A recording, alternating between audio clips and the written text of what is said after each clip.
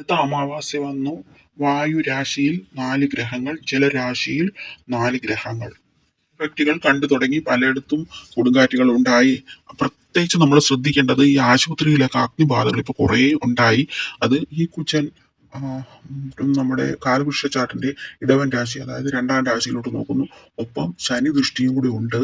എന്നിട്ട് ആ കുജനൊപ്പം രാഹു നിൽക്കുന്നു. ബുധനാണെങ്കിൽ ബലമില്ലാതെയാണ് നിൽക്കുന്നത്.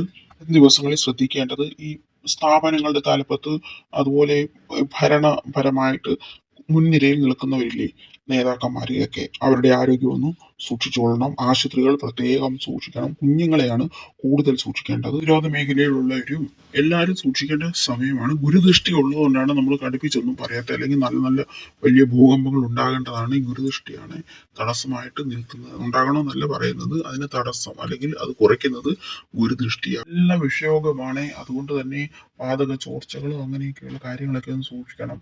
യുദ്ധരംഗത്തുള്ളത് അത് കടുക്കാനുള്ള സാധ്യത വളരെയധികം കൂടുതലാണ്. യുദ്ധം കടുക്കാനും സൂര്യന്റെ രാശിമാറ്റത്തോടനുബന്ധിച്ചുള്ള പ്രകൃതി ദുരന്തങ്ങളെല്ലാം തന്നെ സംഭവിച്ചു പല സ്ഥലങ്ങളിലും.